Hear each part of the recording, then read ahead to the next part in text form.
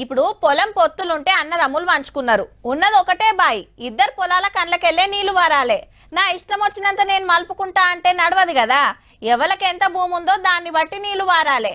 ఓ కాల పంచాది గిట్లయితే పెద్ద మనుషుల కాడికి పోయి తశ్వ చేసుకుంటాం, అంతే కదా. సేమ్ గిట్లనే ఇడిపోయిన తెలంగాణ ఆంధ్ర నడుమ 10 ఏండ్లైనా గదే కీసులాట. మరెందుకు ఇట్లయిందో మీరే చూడుండ్రి. 3 పార్టీల నడుమ మళ్ళొక పారి నీళ్ల పంచాయతీ మోపయ్యింది. కృష్ణా నదిలోకెళ్లి ఆంధ్ర గవర్నమెంట్ నీళ్లు దొంగతనం చేస్తుంది అనేది లడాయి. అటు పాత మంత్రి హరీష్ రావు సారు, ఇటు ఇప్పటి మంత్రులు, నడుమిట్ల సెంటర్ మంత్రి గారు ఎవరి మాట ఏందో మీరే నుండ్రిగా.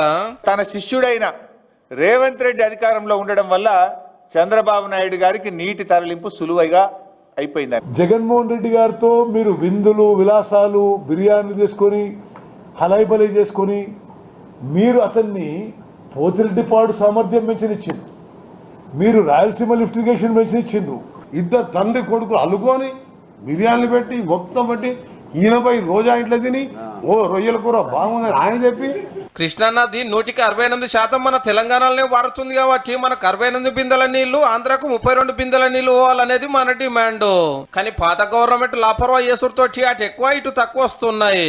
ఇప్పటికే ఆంధ్రప్రదేశ్ 657 టీఎంసీలు తీసుకపోతే మీ నోరు పెగలడం లేదా అని అడుగుతా ఉంది. కానీ అప్పటి రాష్ట్ర ముఖ్యమంత్రి ఆంధ్ర నాయకులతో కుమ్మక్క ఏం చేసిండు కేసీఆర్ గారు 299 టీఎంసీలకే సంతకం పెట్టొచ్చిండు. 512కి ఎందుకు ఒప్పుకును ఏం చేయాలని ఇప్పుడు ఉరి తీసినా తప్పులేదు. కేసీఆర్ని హరీష్ రావుని ఈ నీళ్ల పంచాయతీ తశ్వ కోసము సెంటర్ వాళ్ళు ఎన్ని మాటల మీటింగ్ పెట్టినా అప్పటి సీఎం కేసీఆర్ సార్ అస్సలు ఒక్కపోతుండే.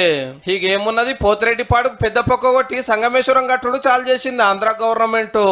మీదికెళ్ళి వచ్చిన నీళ్లు వచ్చినట్టు అటే మలుపుకుంటుంటే మన దక్షిణ తెలంగాణ ఎడారైతుందని ఎంత మొత్తుకున్నా అస్సలు చెవిన పెట్టాలి. ప్రశ్నిస్తే ఇలే కలరకే ధమ్కి ఇస్తుండే. అప్పటి ముఖ్యమంత్రి దోస్తాను అట్లుండే. మళ్ళా పవర్లు ఉన్నప్పుడు కళ్ళు మూసుకొని ఇప్పుడు కొట్లాటలు పోరాటాలు అనుడేందని కర్మ పార్టీలు కరమవుతున్నాయి గులాబీ లీడర్ల మీద. ప్రధానమంత్రి కార్యాలయం ముందు చేద్దామా, పోదాం పండి, అఖిల పక్షాన్ని తీసుకొని పోండి. ఏ రాష్ట్రం ఎంత నీటి కేటాయింపులు చేస్తున్నది, ఎంత నీళ్ళు తీసుకుపోతుంది అని టెలిమెట్రీ ఇన్స్ట్రుమెంట్స్ పెట్టాలని మరి యాక్ట్లో ఉన్న 10 ఏండ్ల పాటు టెలిమెట్రీ ఇన్స్ట్రుమెంట్స్ పెట్టలేదు. నీళ్ల విషయంలో తెలంగాణకు అన్యాయం చేసిన మొట్టమొదటి ద్రోహి కేసీఆర్. నిన్ననే మన నీళ్ల మంత్రి ఉత్తమ్ సారు సెంటర్ నీళ్ల మంత్రి పాటిల్ సారు కలిసి కంప్లైంట్ చేసిండు ఆంధ్ర గవర్నమెంట్ మీద.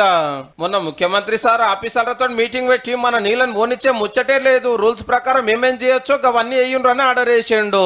ఓ దిక్కు ఎండలు ముదురుతున్నాయి, బావులు బోర్లు గుంజుతున్నాయి. గిసొంటియాల బొట్టు బొట్టు బంగారం అవుతుంది. మీరేం చేస్తారో కానీ మన నీళ్ళైతే అసలు ఓనియకుండ్రి సాలరు. ఇప్పటి వరకు పాతగా ఏదైతే ఉందో ఒరిజినల్గా 2 రాష్ట్రాల్లో ప్రాజెక్టులు ఏవైతే ఆ వాటరే ఉపయోగించుకుంటున్నాం. సముద్రంలోకి పోయే నీళ్లు ఆంధ్రప్రదేశ్లో ఒకసారి ఉపయోగించుకునే అవకాశం ఉంది, అది ఉపయోగించుకుంటున్నారు. Beyond that there is no politics, అది కరెక్ట్ కాదు.